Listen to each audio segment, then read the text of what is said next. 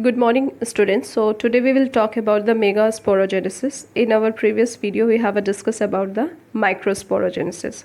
So before starting today's video, one thing very simple I want to say to all of you that you don't need to be bothered about your mistakes, because if you are not doing any kind of mistakes, you are not doing anything. So just keep on working and be happy. Female reproductive unit, pistil. In my previous video, I have explained that the gynoecium represents the female reproductive part of the flower. In some conditions, gynoecium may consist of a single pistil or it may have more than one pistil. When the gynoecium consists a single pistil, then it will be called as a monocarpellary. And when it will have more than one pistil, then it will be called as a multicarpellary. When there are more than one pistils are fused with each other, then it is called as a syncarpus, and when they are free from each other, then it is called as a apocarpus. If we see what are the different structures are present in pistil, so it will have a basic three structures: stigma, style and ovary. The stigma serve as a landing platform for the pollen grains, and the style is present below the stigma, and the basal part of the pistil is called as a ovary. Inside the ovary, a cavity is located that is called as a ovarian cavity or locule, and the placenta is located inside that ovarian cavity or locule.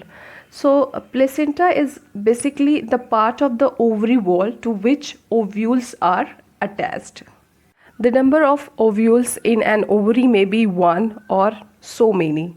In case of wheat, paddy and mango, the number of ovules in ovary is 1, but in case of papaya, watermelons, the number of ovules in ovary so many. So here we have seen that pistil will have a three parts: stigma, style and ovary. Stigma will be upper part, style will be middle one, and ovary will be basal part. And inside the ovary, ovarian cavity will be present, inside which the placenta is located, and from that placenta ovule will get arise.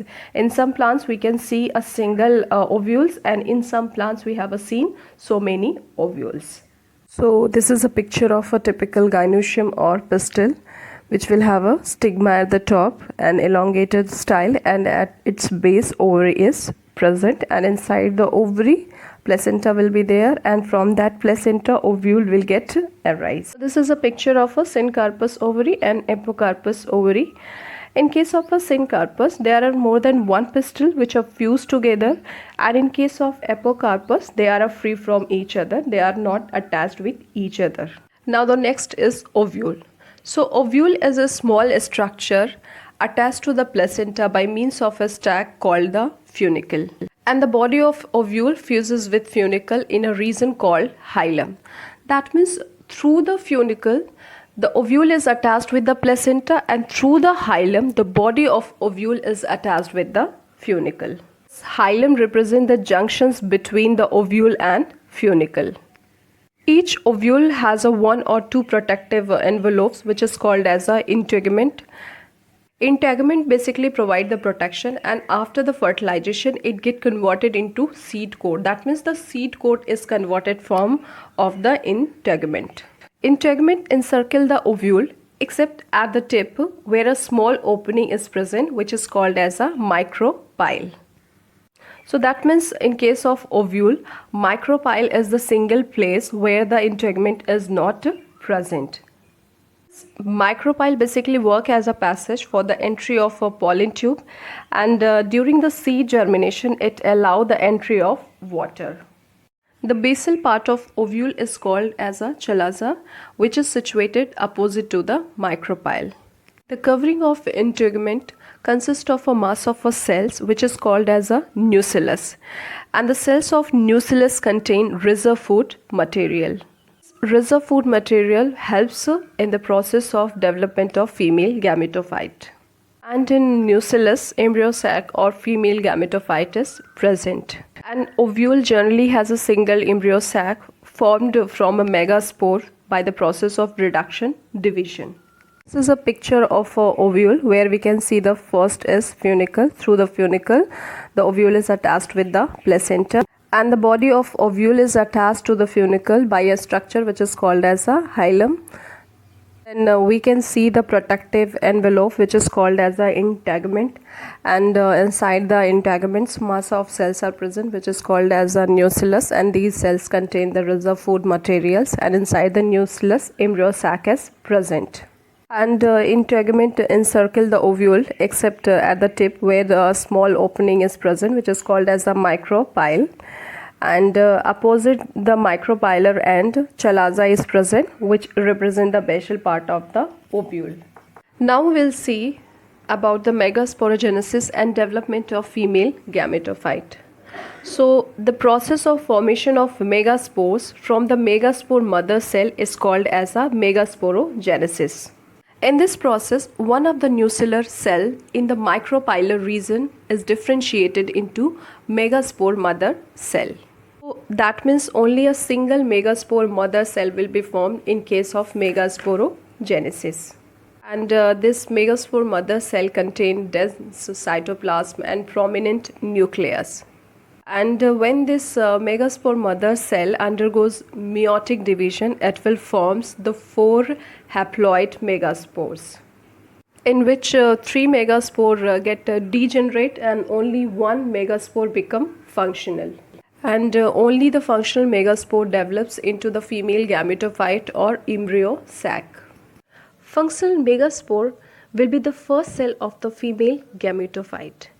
We have seen that embryo sac is formed from a single megaspore, and this process of development is called as a monosporic development. If we summarize everything, we have seen that one of the cell of nucleus towards the micropylar region will work as a megaspore mother cell, and that megaspore mother cells will divide meiotically one time, by which it will forms the 4 haploid megaspores, in which 3 will get degenerate and only 1 will work as a megaspore. That means only 1 megaspore will work as a functional megaspore and the 3 remaining megaspore will get degenerate. That functional megaspore get converted into the embryo sac. So now we will see that how does that functional megaspore get converted into the embryo sac. The nucleus of functional megaspore will divide mitotically and it will form the 2 nuclei, which will move to the opposite poles, forming the 2 nucleate embryo sac. 2 more mitotic nuclear divisions take place, resulting in the formation of 4 nucleate, and later on 8 nucleate stages of embryo sac will be formed. This is very interesting that the nuclear division will not follow immediately by the cell wall formations. After the 8 nucleate stage, the cell wall are let down, leading to the organization of a typical female gametophyte or embryo sac. That means once these cell will reach or will acquire the 8 nucleate stage, then the cell wall will be formed and it will get converted into the female gametophyte or embryo sac. If we see the distributions of cell inside the embryo sac, 6 of 8 nuclei are surrounded by cell wall and organized into cell. And the remaining 2 nuclei, which is called as a polar nuclei, are situated below the egg apparatus in the large central cell. If we see the distributions of cells within the embryo sac, 3 cells are grouped together at the micropylar end, which will be called as the egg apparatus. In egg apparatus, 2 cells will be called as a synergids and 1 cell will be called as a egg cell. Synergids have a special cellular thickening at the micropylar tip, which is called as a filiform apparatus, and this filiform apparatus play a very important role in the guiding the pollen tubes into the synergids. Now the 3 cells are located at the chalazal end and which is called as the antipodals. The large central cell will have a 2 polar nuclei. Thus a typical angiospermic embryo sac will have a 8 nuclei and 7 cell. So this is a picture of a megaspore mother cell in which one time meiotic divisions take place, by which it will form the 4 megaspore, in which 3 megaspore will get degenerate and only 1 megaspore will work as a functional megaspore. If we see the ploidy of a functional megaspore, it will be haploid having n number of chromosomes. In this functional megaspore, 3 times mitosis take place, by which 8 nucleate stage will be acquired. It is really very interesting that nuclear divisions are not followed immediately by the cell wall formation. After the 8 nucleate stage, cell wall will be formed, which will lead to the organization of a typical female gametophyte or embryo sac. So that means when the embryo sac will acquire the 8 nucleate stage, then the cell wall formations take place. 6 out of 8 nuclei are surrounded by cell walls and organized into cell, and the remaining 2 nuclei will be situated into a central cell. If we see the number of a cell, it will have a total 7 cells, in which the 6 cells will have a single nuclei and the central cell will have a 2 nuclei. Now we will see the distribution of these 6 cells inside the embryo sac.